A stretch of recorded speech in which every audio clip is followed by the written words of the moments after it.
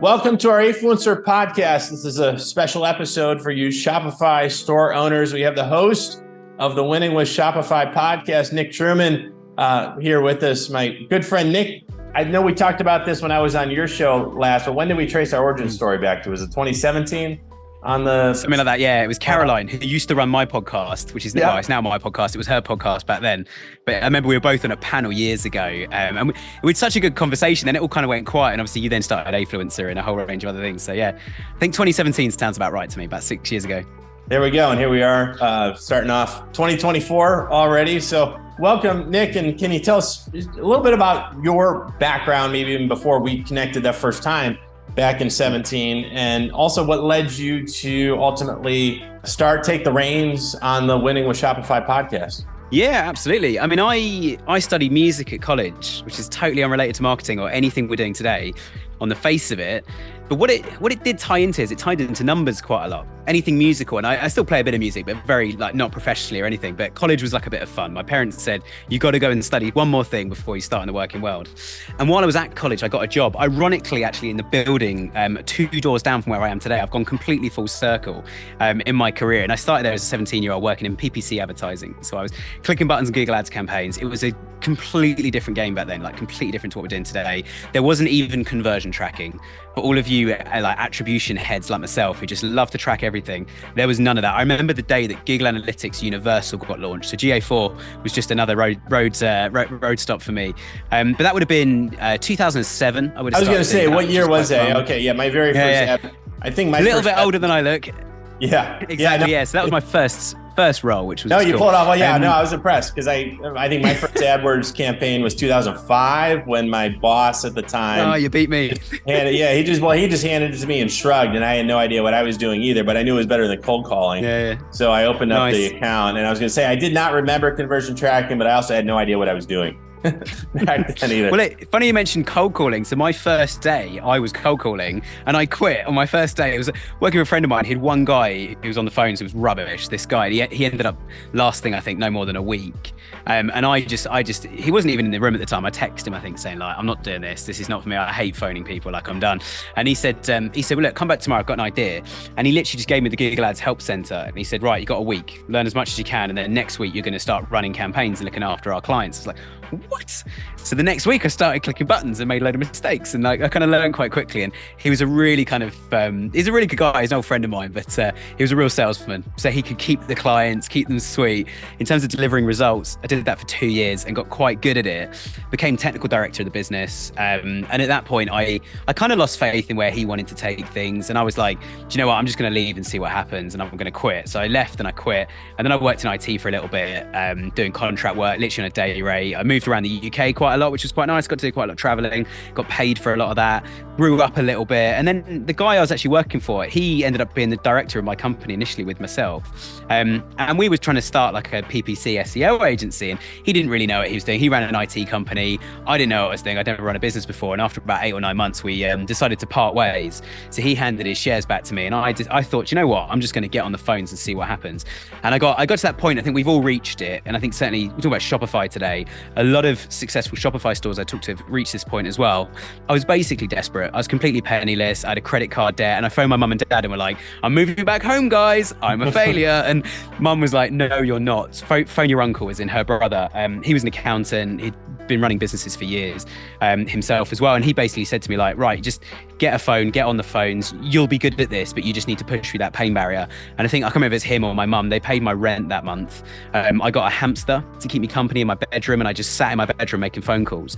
2 weeks later, I had a salary, like a £20,000 a year salary with clients. And I was working for free for the first 6 weeks. But my mum and my uncle were very impressed. They were like, right, you've done it. And it kind of kept growing from there. I sold that business in 2013. We were doing a lot of PPC and quite a bit of SEO, but much more on the PPC side. I then worked for a big integrated agency. They did you might have heard of the Shard, biggest building in Europe in central London. Yeah. They did the laser show for the Shard, and we were working with ITV, Sony, loads of big epic brands. We launched Kate Spade New York in the UK. That was one of my biggest kind of e-com. First time I worked with Google Shopping, although they didn't know that when we did the pitch. The first time I touched Google Shopping and started getting ROI, and I was like, this is quite fun. And after about another year or two, I left that. And about 2015, I started, I still was contracting under the same shell as before. But yeah, started what is known today as Spec, SPEC, which used to be my nickname, Specs, which we won't get into today. But it used to be my nickname. The official thing is it works with like perspective and specialized and words like that.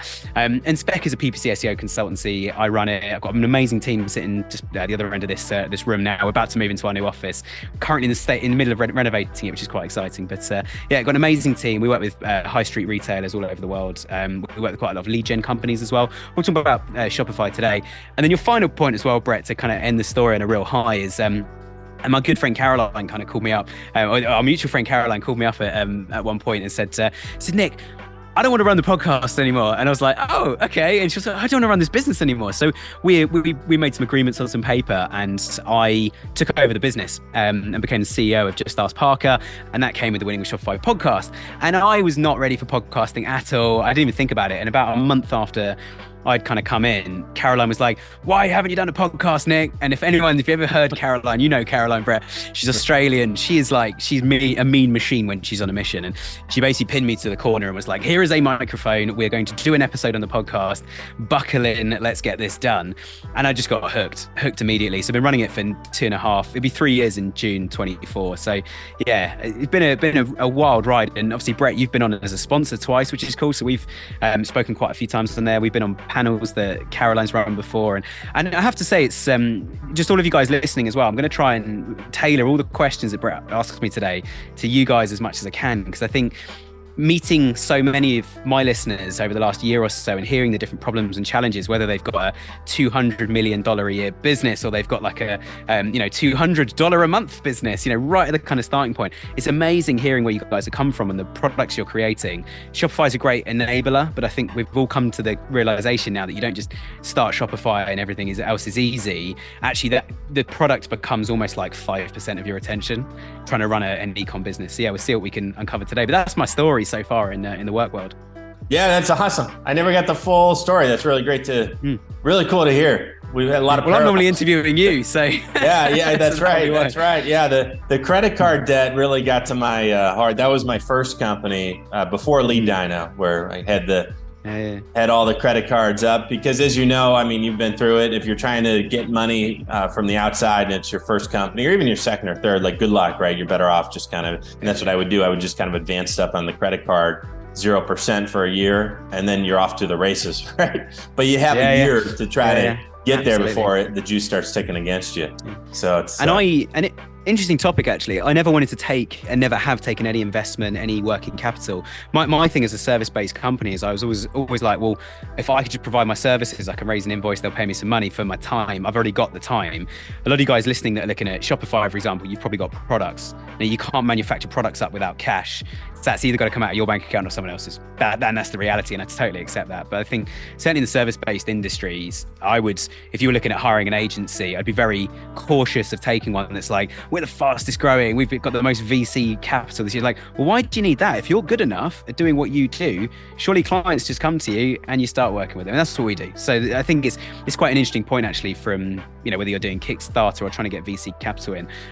It's an interesting point, and some people go mad about it on their Shopify store, saying like, we were like, we did the biggest crowdfunding campaign ever, or we've got the most VC capital ever. And it's like, well, are you going to be bankrupt? Am I going to get this warranty that you're offering me? It could be a whole range. So I think it's always kind of like play devil's advocate a bit with all your USPs on the site. But I'm sure we'll get more into that. I didn't realize that capital raising was such a, I'm in the software world where capital raising, it is a big thing. I've been like you, I bootstrapped every company, and now I'm too old and jaded to do anything different, right? The nice thing is, though, you own it, and then you have control over what you want to do, and we don't have a milestone to hit, where if we don't hit our Q1 numbers, we're not all of a sudden, you're not talking to someone else because I'm out, right? We're able to keep on our mission. I did not realize that was such a big deal on the Shopify side, which is interesting because, like you said, yes, capital helps you get the product manufactured, but then you don't necessarily you do lose control. I mean, whether you think you do or not, you now have to hit certain milestones and you've got to get certain places. So let's talk about those early days of Shopify, Nick. What keyed you into, hey, this is where I want to be? Or was it Caroline taking you by the collar and saying, Nick, this is where you need to be, Shopify's take this over? Yeah. I think I met Caroline because I was in the Shopify space rather than her. She dragged me into the podcast, but it was I went to an event in London. There's an agency in the UK that are really highly regarded called We Make Websites. And they've become really good friends of ours. I've spoken at their events. They've been to our events. We've done co-joint stuff. And in fact, there's a guy to flag another podcast. I can't remember the name of his. Apologies, Tim, if you're listening. Tim Richardson, who used to be there. He used to be their head of sales thing. He runs his own podcast now. We're both part of this like podcasting e-commerce group here in the UK, which you probably know all of them, Brett, if I'm honest. Chloe's in there as well, who I'm sure you've crossed paths with over the years. So yeah, I went to one of their meetups that he was hosting, and I was like, this Shopify thing sounds amazing. And I spent £5,000 on my credit card that night after a few beers on the train home and bought tons of bamboo sunglasses from China on Alibaba and just chucked them up in a store. And I ran that business about maybe 2.5 years and learned a lot of lessons. And we made a bit of money, but not a lot of money. And it was just a bit of a distraction in the end, so I got rid of it. But yeah, that's what kind of hooked me in initially. And then clients, of course, started asking it, and we were working loads on. There's a platform called Vendor that got bought by NetSuite, that then got bought by what they called Oracle. Oracle bought the whole thing. So we used to work on Vendor a lot, and we became a bit of a niche, like the only SEO PPC agency that knew Vendor, and that was quite cool. And there's only about 200 stores in the UK on it, but they were all big stores, TK Maxx being one of them. Then we moved TK Maxx and a few other people across the Hybris. TK Maxx is still in Hybris today. We don't work with them anymore, but we did work with them for about 4, maybe 5 years. Still connected with a lot of the guys who used to be there are also clients of ours now at their new brands or building their own tools and stuff. But it was around, it's probably around, I reckon, 2015 to 2016 that I really kind of dived into Shopify, I think. And back then it was very much like just this cheap and cheerful, very badly spoken about platform. And the reason it was badly spoken about is there was nothing wrong with it. It was just too good to be true. And then and Shopify just kind of sat there and said nothing. And the more people started using it, the more they were like, this is amazing. But initially, to me, it felt a bit more like a sort of Wix, Squarespace type. You click a button and bang, you've got a store. And that is exactly what it is. And then, of course, you must have seen it, Brett, the Ben Francis, Gymshark story of how they built Shopify Plus and how they kind of they built a new Magento store, launched it, had to roll back. The old site didn't work properly, and they had to do everything manually. They had to hire like loads of people to do stuff manually because the old store didn't. Oh, is that right? work. No, I didn't know the story, Nick. I knew I remember the Shopify Plus origins. That was the Lee Dino days where that was a thing, and then we kind of looked at it, and Shopify made the big deal about the announcement at Unite. But no, that's funny. I didn't know the story. No, it was from what I understand, it was all Gymshark who were driving it, because Gymshark phoned Shopify up and were like, Magento have just killed our business, completely killed it. We're growing too quickly. And Shopify went, well, we want to launch a premium product, so come with us. We'll build a product for you. And then they went, right, now it's ready. We can put anybody on this Shopify Plus product. And that's where it came from. So we weren't working with Gymshark at the time, but I remember hearing about that. And they were the first big, I think that's when I sort of woke up one morning and looked at the news on like LinkedIn and was like, hang on a minute, I need to look at Shopify more seriously. We were using it ourselves and loved it. And even back in the early days, there was an app for everything. Like as soon as an order came in, I basically at 5 p.m. every day, which is nearly 5 p.m. here in the UK, which is why Brett's in daylight, we're in darkness. But at 5 p.m. every day, I would just click a button and this printer would just print out a load of labels and tell me what product, and the label itself said what product to put in. Put that one in a bag and stick this label on it. Put that one in a bag and stick this label on it. And I would just carry them to the post office outside and they would post them all. It was absolutely, and I'd already paid. It was all automatic. I literally did nothing. So I could just focus on the marketing. So that's when we kind of first worked with it, really. And it's obviously completely exploded since. They're one of the biggest tech companies in the world now, and deservingly so. I think they're fantastic. Let me pick your brain from a Shopify beginner, not pure beginner standpoint, but this scenario we were talking about before we got on the call. Let's say I've got a Shopify store. I've got a skincare product. It's a fitness product. It's a whatever product, right? So I've got Shopify is great for this now here, right? 2024. I've got my store set up. I've got my product. I figured out everything in terms of fulfillment. I'm good to go from an operations standpoint. What I don't have is sales. So I've got a trickle of traffic and maybe I've got some sales trickling in, maybe not. But you know the whole marketing landscape from these days before AdWords had conversion tracking, right? So current day today, what am I looking at in terms of ways that I can potentially get traffic in my Shopify store? That is the $1 million question. I'll answer it as best I can. And the thing I'll say first, which everybody says to almost every question I've ever asked them on my podcast, is it depends. Depends on everything. What I would say though is if I wrote a book today, it would have my catchphrase on the cover. It would be the title, which is marketing has been lost from digital marketing. That's the biggest drum I've been banging for the last probably 3 or 4 years now. And let me unpack that, and we'll kind of go from what it means in terms of what you need to do on a piece of paper through to what you're going to do on the website. So let's assume you've got all the back end stuff, like you say, Brett, in line. I know it's a lie, but we'll go with it hypothetically.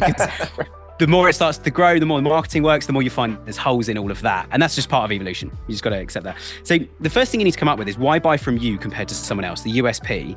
And I always emphasize the U part of USP, unique. Because we ask clients all the time, what's your USP? And anyone listening to this now is going, don't worry, Nick, I've got my USPs sorted. Like, it comes in some cool colors. So do other people's. We're going to offer free delivery. So does everybody else. So does Amazon. They offer free next day delivery. Don't compete where you can't compete. So I think the first thing to do is look at the product, and hopefully you did this when you invented or procured the product initially, is look at what's different about that product. What problem does it solve? What are you going to do with it? And then and that's the easy bit. That's the bit of paper. The hard bit is how do you get that across? Because I've always stuck by this thing I learned when I was about 18, 19 on a marketing, and I think it was on a marketing and account management, like agency account management course I went on. And it's a famous saying, and it says, features tell, benefits sell. And the problem is so many people go down the route of the features, and they don't go down the route of the benefits, or they go too far down the route of the benefits. And sometimes, I mean, we've all done this, right? You turn the telly on, or you go on YouTube, or you're on Facebook, anyway, wherever you are, you see a video and you get really encaptured by this emotive video, and you're like, wow, I might cry. This is incredible. And then you suddenly realize that it's something completely unrelated to everything you've just been watching. It's a new toothpaste. And what you've just seen is someone climbing a mountain, smiling a lot. And you're like, wow, how do I get that happiness? And the reality is, it's obvious that it's the mountain. You're there with your significant other or some close friends or your family, and you've conquered something, and you're all having a big hug at the top. And you're like, wow, look at this view. And actually, that is an advert, in my opinion, for a travel company or something. What's unique? We're the only people that fly to this airport, or we've got 2 of our own hotels on the side of Machu Picchu or near there, and you can go in Peru and go and climb the mountain or whatever. So the problem I think with marketing is, again, that's gone too emotive. It's too benefit focused. Whereas I would say actually most toothpaste adverts are too feature focused, going like, did you know most people can't clean the rubbish between their teeth? That's the classic one we get in the UK. And I know everyone in America has perfect teeth, and we don't in the UK. We've got very healthy but very unpleasantly appealing teeth when you look at them. But I remember reading a survey recently and listening to a talk I was watching, and this guy basically said, we did a survey for one of the big toothpaste brands here in the UK. How many people care about dirt in their teeth? And dentists care, and it's important, and you should care. But the reality is nobody does. People all they care about is, what am I going to look like? If I use your toothpaste, what am I going to look like, and what taste am I going to get? And no toothpaste advert really has ever said, what taste are you going to have from the toothpaste? And I think that's a really important point to hammer home my point, which is, look at what makes you unique. Why should somebody buy the product? And if you're launching, going back to your question, Brett, if you're launching, you don't know yet. And that's an expensive thing not to know, but you don't know what you don't know. So my view actually is just get something live, chuck it out there, and expect it to be awful. Then your expectations are managed. Going back to what we're talking about investment, whatever your money you're spending on that, don't go in. We say to new brands that approach us, don't go into Google advertising or SEO or meta advertising or anything paid. Don't go into it expecting it to work. You're going to have to run it 50, 100, 200 times before you start to get some data in to decide what's going to work. And what you don't know is what people really like about your product. And if you ask even slightly the wrong questions on a survey or focus group, you're going to get the wrong answers. This is where the whole e-commerce sphere, the whole Shopify world, this is where most people fall apart. In my experience, is that USP, why buy from us? Mm-hmm. And then the real challenge is, how do you bring that across on a web page? Well, you need to know what the USP first is. So actually, if people are buying our trainers because they're made of recycled plastic bottles and they really care about that, then we kick off. The first image you see, the first thing you read talks about recycled bottles. Where do our bottles come from? How do we recycle them? Why should you care? Whereas actually a brand we work with that did make trainers from recyclable bottles, when we did the focus groups and the surveys, and well, I say they did them and fed back the outputs to us, people were like, do you know what? It's really nice between seeing this lovely shoe, how comfortable it is.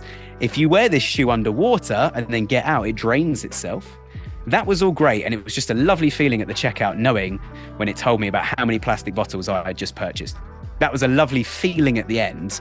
So they don't lead with that. They lead with adventure. They lead with the climbing the mountain. They lead with your foot's coming out of the water and suddenly it pauses. And there's all these diagrams going like, 80% of the fluid in this shoe will disappear in the first 10 seconds once it's come out of the water. Great. Well, I'm going waterfall jumping. That's perfect. That's the shoe for me. Or I don't even do that, but I like to think I do. I like to feel like I'm that kind of person. So that's what I'm going to go after. But does that make sense, Brett? I'd start with that USP, because without that, you're just wasting your time, I think. Yeah, it does. And I like what you said there, Nick, about the focus groups also, because that's different. It just doesn't, nothing's the same than having a product out there in the wild and seeing what people actually throw down money for and buy. And like you said, there's no way to know without just turning it live and maybe having product hiccups or operational hiccups, or who knows what's going to go wrong, right? But just do it now and have it go wrong so you can fix it and figure it out. And I like what you said on the cycles too, on the pay-per-click side. So let me dive into that a little more, because I assume then our goal here, right, is we get the product out, we learn what our actual USP is because we're actually selling it, right? And we're able to now discern from like real customers, not just asking our mom and asking my kids' friends or parents or what have you, in terms of what they think, right? People will just tell you something versus people are actually putting their money out there and buying it. So let's say we get a few sales in. Are we looking and tracing that back and saying, hey, looks like maybe Facebook's the way to go, or maybe Google's the way to go, or we've got some organic stuff working? How do you tease that out for, again, this brand that maybe starting with a budget, and we know it's it's not an endless budget, it's limited. So we're trying to be smart about it, but we do have to, we got to burn a lot of money. Just being honest about it, right? In terms of figuring out what's a potential channel for us. So how do you tease that out in the early days? It's another $1 million question. It's a very good question. I think the thing to do is expectation first. So like, as you say, you're going to burn through cash. I think the next thing is to be realistic about your financials. And where I'm going with this is not the obvious, like, what's your margin? I think you need to be realistic about your financials in terms of working out how much a customer we think is going to be worth over time. And you almost got to draw a line and go, on this date, we are going to decide if this business is viable or not. We're going to have to make a hard decision. Either we've got the evidence to suggest yes, and we're not there yet, because you're never actually going to be there, by the way. You'll make profit, but you're never going to be at the point where there's no end game, right? It's a constantly moving, evolving thing. And one day it might fall apart, and that could be a good thing. It could be merged into another product. It could fall apart because the market's changed and you're launching a new thing. So there could be good reasons why it stops. Obviously, that's the opposite of your question, is how do we get it started? But I think you need to look long term on this and go, is it like a trainer, like the product example I gave? Because a trainer, how often are you going to buy a pair of trainers? How often are you going to buy them from the same brand? Now, you get brand advocates. You also get people like me who every time I buy a trainer, I try to find a new brand. I really like variety is the spice of life to me. But to you, it might not be. You might always go, I'm always going to buy from that brand. So you and I are like literally chalk and cheese to the shoe brand. Because to the shoe brand, if you're loyal, they're going to want you in every time. And we're going to factor that in and say, actually, we don't mind making a loss or maybe break even. So we're not going to make any profit in that first order, which is a problem because then we're not paying back all the debts. As we said earlier, we're clocked up before. But we think that 50% of our audience are going to buy a second time. So what we're going to do is we're going to get our first 500 customers in. Once we've got our first 500 customers in, we're going to split them into 5 groups, 100 each in each group. And we're going to send a different sequence of emails out to these people. So actually, we're going to sprint to get those 500 orders in. We don't mind making a fat loss on them. So if the trainers cost $50 and we spend $200 per customer, that's fine. And actually someone like me will be able to give you the maths to say, if you're just going to throw money at this thing and burn it, that's the way to do it. But if you could then answer what sequence of emails or how frequently or when do I need to tell that person, how do I need to tell them, through email or through an SMS message or through retargeting, whatever medium you're going to use. If you're going to test those 5 groups differently to get to that, and also those 500 customers, phone all of them. Not email, not send a survey out, phone them. and ask some questions. Do not write out a pre-scripted questionnaire and just go through them all. Just have a conversation with the first 20 to 40 and ask them why did you come to us? Now, I'm going to come back to the paid media question now, because I know I'm not talking about that. If we don't have this information, the paid media bit, we're just chucking stuff at the wall and see what sticks. And the annoying thing is the things that stick initially on a limited budget, this is the worst bit and the most painful bit that we're very open with our client space.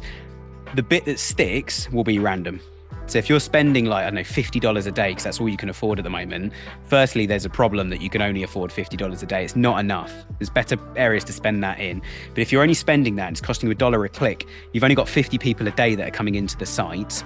And what you'll probably find is, say you've got a product range of 50 products, you'll sell one of those this day, and then you'll put all your eggs in one basket, just throw everything at that one, and you don't sell any more for the next 5-10 days. And Google's algorithm will start doing that, or Meta's algorithm will start pushing people into that product.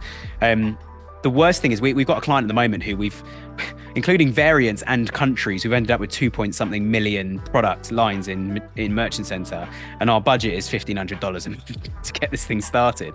So we've gone, right, not all of that. You sell more of this type of products than any others. They only have one of every product, and once you've bought it, that product's not there anymore.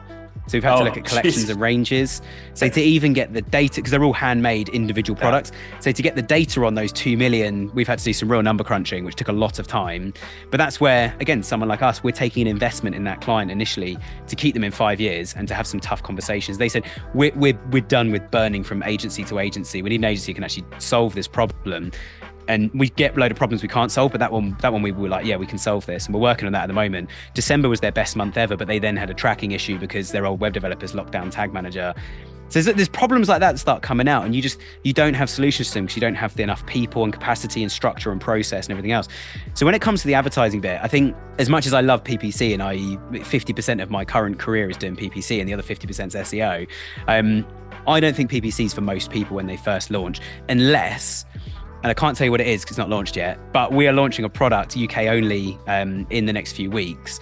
And it is the first of its kind, and it's for women, and it's for a medical problem that I think it's like 1 in 3 women in the UK is struggling with at any one moment. And it's the first thing that can solve that. And we can't say that because it's medical and all the other stuff kind of starts for advertising laws and whatever. But they going back to my point about USP, we're gonna pump maybe £10,000 a month straight into PPC just in the UK market initially, and just go absolutely mad on it. The initial product you can order, I think, costs about £1, and it's a test kit for £1, which it costs them £5 to produce one of these things. So you buy one for £1, it tells you where you are on a scale and then how much you're going to need of this stuff. And then you can click a button and buy it. And it's not cheap, but it's also not super expensive. It's cheap enough that almost everybody will be able to afford it. And we're hoping that the beloved NHS of the UK will actually provide it at some point as well, on the NHS to people who can't afford to pay for it. So you see how amazing and unique that product is. Well, you're talking 10 years for someone to copy it. And they own the patent in the UK. So even if someone copies it, what are you going to do? So that's a USP, and we're going to go to market on that. I think most brands, if you come up with like we're working with one company, they've got a dog lead, and it's made of a unique material for dog leads that has a bit of elastic in it, but not too much. It's actually better for the dog, around the dog's neck, so it's not going to hurt the dog. It's got a bit of a USP, but it's not completely unique. There are other dog leads out there that you could buy. So they've sort of started small and got themselves to a point, but they've had to do so much work in PR, SEO to get to a point where running a PPC ad, about 30% of people that see the PPC ad have heard of them before, and they're all going to be locally based to a shop you can go to buy the product initially as well. So it's like a local thing, and we're going to branch out from there. So yeah, if you think you can just turn on PPC ads and go, I've got a 4-to-1 ROI, so £4 or $4 for every one that I spend, it doesn't work. It just doesn't work unless you've got that kind of really strong USP. We are expecting that, but then also they're going to be on BBC and Sky News and stuff the day we launch the product. So we're going to have all this awareness going on. People are going to be looking for it. And obviously we're not going to be on SEO because it's a brand new website. So we're going to rely on PPC to that bit initially. So I think, again, I'm trying to be a bit more big picture than just telling you like there's this magic button in Google Ads. It doesn't exist. And people that tell you it does are liars, I'm afraid. No, I've called them out publicly before. So we'll, have that conversation if anybody wants to. But I think you got to be really realistic about this. It's, again, marketing's been lost from digital marketing. Like, why buy it? What's the reason behind it? Therefore, what's the keyword they look for to find this product that goes, I've got this problem, or this keeps breaking. Oh, great, we've got a blog post about if it keeps breaking, buy one of ours. It's guaranteed for life. And if you can break it, we'll give you £1,000 because it's unbreakable. You know, that's a good USP. That's great. I love that breakdown because I don't think that gets talked about enough. And perhaps it is the people that you're calling out on that side in terms of like AdWords working out of the gate and Facebook and the PPC working out of the gate? Because in my experience, it never works out of the gate. The only thing you hope is that, to your point, you're not going to put £1 in and get 4 out, or $1 in and get $4 out. My thing is, hey, if you put $10 in and get $1 out, you're probably lucky, because at least it's giving you something, right? And then you try to make that less bad over time, and maybe that gives you some information.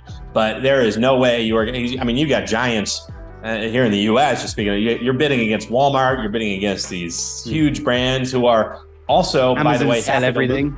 Right, and they're happy to lose money on PPC because they're just bringing in the customer and they got a million things to sell them. So we don't generally want to be there. Not that we can't get information, but just that notion that, hey, I can open up an account and it's going to work for me out of the gate. Like, no, it's going to take your money out of the gate. We're just hoping to get, in my experience opinion, a little bit of information. So, Nick, I don't want to keep you forever because I know, I'm drinking my coffee here, and I know we got to get you a pint over there because it's nice time, your time. But I do want to get into SEO just because you're such an expert at it, and we kind of teased it. But from that perspective, again, let's go to that initial store, because I talk through it a lot with people through my experience. But again, my experience is basically like 3 websites versus yours, which is, you can tell me, but I know it's probably in the hundreds in terms of how long it takes for sites to get traction from an SEO standpoint.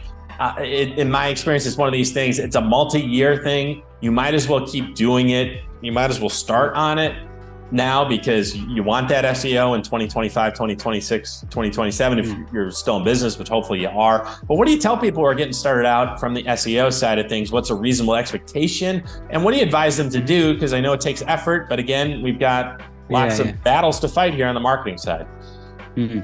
Now, SEO, there's a few ways I could describe it. I think chicken and egg is a good analogy for this. And the chicken and the egg, one of them is money and one of them is doing SEO. So you can't do SEO if you haven't got the cash to do it. So it's not, as you say, it takes a long time. It's not a good channel to invest in immediately, but also you can't invest in it unless you've got money, but you need the SEO done to get the money in. So it is a chicken and egg situation where it's a bit of a catch-22. I think the thing with SEO is you got to choose your battles. And when I talk about battles, another word for battles I would say is keywords. So you got to think, there's tools you can use. Google Keyword Planner is fantastic and it's completely free, because guess what? Google want people spending stuff on PPC, and the same numbers apply in PPC and SEO. So you search for something, you get PPC and you get SEO, normally PPC on top, SEO underneath. You get them both showing. So they're both in the same sphere. So Google Keyword Planner is a good place to start, but pick your battles. So if you've just launched this brand new revolutionary trainer and you've got a USP, which is also important for SEO, because Google don't want boring websites up at number 1.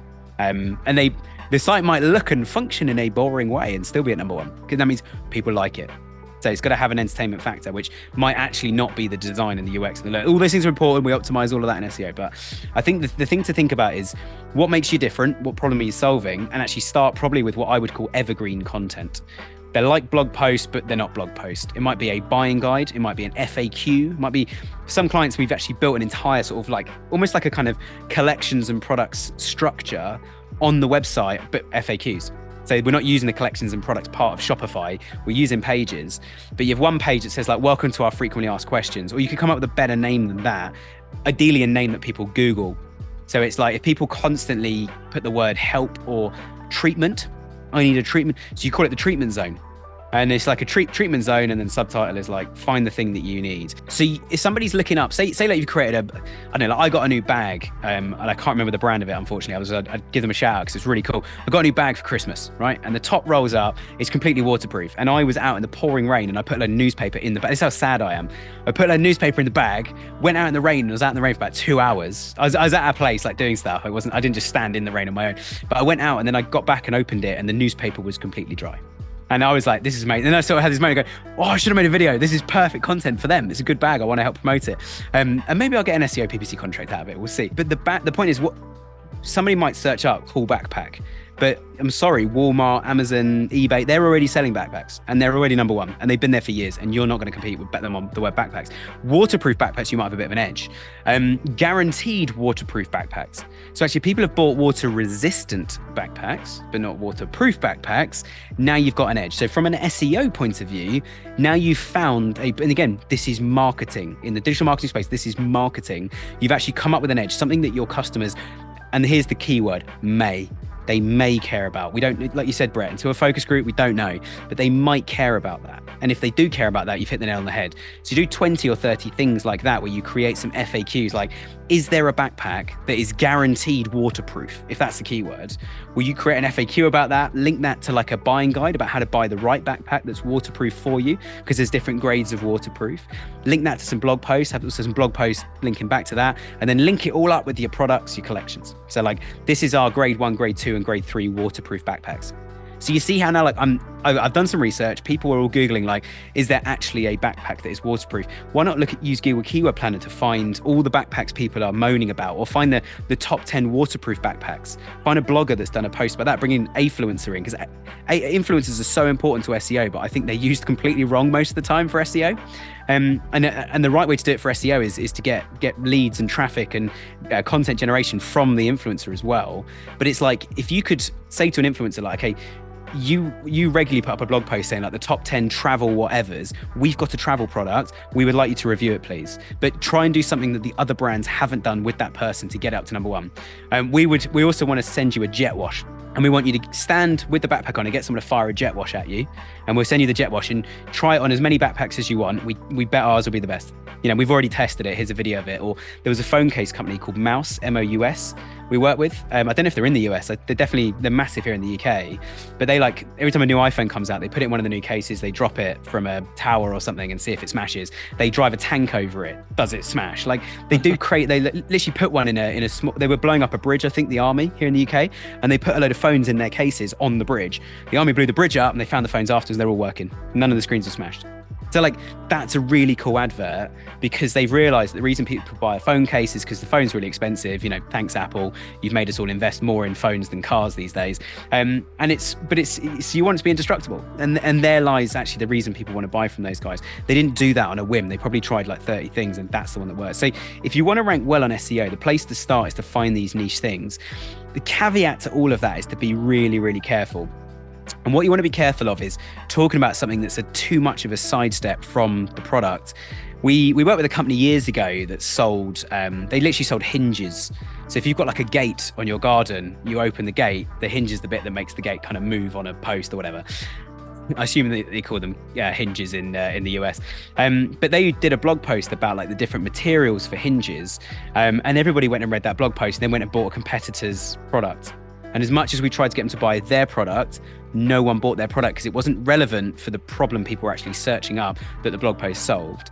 We also did it with a hosting company that hosts a lot of WordPress and Magento websites. And they wrote a thing about how to fix an email inbox problem. And the issue with that was everyone was coming on, getting the answer on how to fix their email inbox problem, weren't very interested in hosting. They weren't buying hosting. So it wasn't relevant enough. So I think you've got to keep it relevant, and using Google Keyword Planner, you can find some keywords of problems people are searching, issues people have. Then what you can do is go on Google and search them in and see who's already ranking for those things, and come to a conclusion yourself. Okay, are we going to rank for this? If yes, how to town can we go on this? Could we create some cool video content and link all of that back into this blog post, or embed that in the page, get some traffic from YouTube? YouTube's a search engine. So you've got to be really tactical initially. And as you say, Brett, SEO for the first however long you're doing it, I don't want to say a year or a month or whatever, because one brand, they'll do all of that alongside some commercial stuff with a ton of PR. So Google's seeing all this great trust and awareness. They'll get 10,000 reviews on Trustpilot because their PPC smashing it. Or actually they've just done a link up with a massive car brand. Like, you know, you can buy our hi-fi system that's also in this lovely Mercedes or Jaguar or something. You can buy the same hi-fi for your house, and we're doing a link up. So everyone's coming to our site. Google's going to see that and whack you up the rankings for just about everything. So those things are really good, but let's face it, we can't all do that. There's only so much shop window space in that space. I think it's finding those niches, picking your battles, but keep it associated to your product, because what you don't want to do is drive traffic that doesn't convert, because then it's all been a waste of time. And that's what the bad marketing manager does. They go, your web traffic's up 400%. How much are sales up? They're down 10% because now all the traffic's irrelevant. So yeah, got to pick your battles. I love so much of that. That is excellent in terms of the landscape, the trust zone instead of the FAQs or the it's the treatment zone that makes. That's a real smart, subtle point that most people who are writing for websites don't think of. Right? You think of, hey, what is that end user? What is the potential customer typing into Google? That's where I want to be. Let's keep on that thread. This will be the last one for me here, Nick. But I can't let you get out of here, and we kind of teased it a little bit with the influencer side. So how would you use the influencer side? I like how you said the blog post. we've actually only had one user, and that was a friend of mine who's, savvy kind of business owner like yourself, where he was most interested in looking for influencers with blogs where they could then create the content. But we're talking really web-based content, right? Stuff that sticks versus the reels versus the posts. And my head's in it all day, and I'm kind of biased because we get the Shopify store owners who are looking for this, and then we try to match them up and provide them with this, right? Whether it's a static post or a reel, and we can guide them a bit on this side. But I'm in it on the influencer side. You're looking from the digital marketing side, like you said, emphasis on marketing. So from your perspective, what's happening? Where do you see these trends with influencers? What are you looking at today? What's up there getting into your head on the influencer, creator, micro influencer, whatever the heck we want to call them? What are you thinking there? Yeah. And what we call them has always been a topic on the podcast. It's like, we all call them influencers on the kind of industry side. A lot of them are like, I do influence, but I'm a content creator. And they're quite precious about their content. And some of them have really, really cool content that's worth being precious about. So I see it from both sides. But I think in terms of the SEO side, blog posts are great for SEO. So think about this for a second. You say you pay a nano influencer or micro influencer, like, I don't know, $100 for a post. Loads of work goes into it. It's a great post, but they put it out there. How long does that last on Instagram, TikTok? A day, a week if it's really, really good. If it goes like a bit viral, people might come back and check it later if they've got enough followers. But you're talking like that's just little bits of water that didn't make it into the cup, are just kind of falling out and hitting your blog post. If you imagine the traffic flow like water, so that doesn't really stick. How often have you booked and travel's a really good example of this. You booked a holiday, and I literally booked a hotel today for a work trip we're going on. And I was literally about to book a hotel, and I thought, I'm going to Google it. So I Googled the hotel, went on TripAdvisor, checked the reviews, went on Instagram, but the fact is I went on TripAdvisor. TripAdvisor told me what the reviews were. I found and I always go on YouTube as well and look at YouTube videos. And this is where I think YouTube and blogs last a lot longer, is I won't be able to necessarily find, I did go on Instagram, but I'm only looking at the last 10, 20 posts, most of which weren't influencers. It was just like, when I'm there, I might go, here's a selfie, nice dinner with the wife at this lovely hotel. On the work trip, it might be if they asked me to leave a review, I might say, the Wi-Fi was amazing. I worked for 2 hours when I got there on my laptop, really good environment. There's lots of quiet places actually you can go to do some work, great hotel, 5 stars. That's all good user-generated content. But if you're going to get an influencer to do some of that, what you don't want to do is you don't want that to disappear overnight. So if you find an influencer who's done like the top 8 hotels in New York, and you're a hotel in New York, you can go, hey, come stay at ours, make it the top 9 hotels. Especially if it's a blog post that you can see is already ranking well, or it's like 2023, you could message them in like August, September and say, are you doing month 24? Because if you are, we'd love you to come and stay in our hotel before then. When would you like to come? And do you see, Brett, how much more traction you've suddenly got from that? And then from the SEO side, we'd make sure we get what's called a guest post. So we'd ask them to actually write a blog post to go on our blog, to say then we can send it out to all of our customers. And also people then might find that of if somebody searches staying at the Grand New York Hotel, if that's such a thing, staying at the Grand New York Hotel, they find the Grand New York Hotel's own blog post done by XYZ travel blogger. The beauty is they don't even need to be these massive A-list celebrities. This could be anyone, and you'd be like, oh, I wonder who that is. Check out their Instagram. Oh, they're quite cool actually. And they criticize quite a few things, but they've been really complimentary about this. That's even more authentic to me now. Gotcha. And then you're using their profile for the author. So they're on your side, but you're using their profile within WordPress. Yeah. And you're now linking back to them, which from their own SEO on their blog, they'll want. So it becomes a reciprocal thing. So they put a blog post in there, so you put a blog on yours, and you could even write then another blog later saying these are the snapshot of people that have stayed in the hotel recently, and you can list the 10 influencers that you've worked with on this thing, and be honest, saying this one didn't like the decor because they don't like red, and our hotel features a lot of red. But if it's Christmas, red is the color, come to our hotel. And you can say that without saying anything rude to them. They can be authentic and real and say, wasn't my cup of tea in terms of the color, but the food was fantastic, the bed was comfortable, and actually the parking was nice and easy, etc., etc. So there's lots of good and easy things you can do without it costing $1 million. And I think on the SEO side, you've got to think of and this is where I love it so much more than like just an Instagram post is still cool. Don't get me wrong, I know lots of influencers that do that. But I just love it because you can do multi-pronged attack. So you can have like 3 or 4 blog posts. All of those can rank. They can have something on Instagram that links back or whatever, but their own blog post can rank as well. So it's 5 things now that are evergreen. They can post a YouTube video, which means in YouTube videos, they still get found years after they were created. Every hotel I've been to, I'll always find some influencers that have been there and watch the videos, because now I'm watching someone walking around vlogging on a camera going like, hey, check me out, I'm at this hotel. And they're sort of influencers you can find on Afluencer as well. I think are fantastic because they're not going to cost tons of money, but they're going to be really good. And like we said on the series you did on our podcast as well, Brett, like make it more than a single thing. So actually, if you've got multiple products, you could say to them like, we want to send you on a trip with our products every 3 months. You could even link up with a travel company, like a local travel agent that's trying to get themselves out there. Go, why don't we joint pay this? You cover the cost of the holiday, we'll pay for the influencer, and they'll take our product with them. So they get paid. You only pay for the holiday and don't have to pay for the influencer now, but they'll promote 2 or 3 things in one go, and we'll come up with this campaign. In fact, let's send 5 of them on a trip now, and one of us can go on the trip. And I've actually been on trips like that. Whereas speaking at like a small conference in Antigua years ago, I was there with about 60 or 70 bloggers, YouTubers, content creators, and some of the content guys, they don't have their own channels. They were just really cool photographers and stuff like that. So I think there's so much more you can do with it. And how much more exciting is it if you look at like 5 product images and 2 of them were submitted by an influencer as well? I think it's another amazing angle to use. And you can also like click through from there, opens in a new tab, keep your website open, but open in a new tab and goes to that post on their Instagram. So you can go and see like, this is a real person. They've got 200,000 followers now, and they're only 10,000 when you work with them, but they look much bigger than they were when so you didn't have to pay the same rate. You know, no, it's not just based on the followers, but I think there's a lot of multi-pronged stuff you can do on SEO. Yeah, very cool. I love that. I love all those ideas. And I think from a mechanic standpoint, when you're negotiating that and on the influencer platform, wherever you're talking with the influencers, but what I like to kind of coach our brands to do, and in the light of everything that you should ask for, according to Nick, that's one of those things where you can say, hey, here's what I got for the collab. I'm offering $200. Let me know what you can do. I like to kind of leave it open-ended so that they can come back with their list of things, and then that's where you can kind of tweak. And if they're going to do a reel on Instagram, well, to your point, Nick, YouTube lasts basically forever. It's a great search engine. So it's the same effort to produce a reel and post it on Instagram. They can post the same thing to YouTube, to their channel, or maybe they'll give you the video to post on yours if they don't have a channel. So you can still get that out there, but it's now forever something that's helping you out instead of just temporary. Yeah, nice.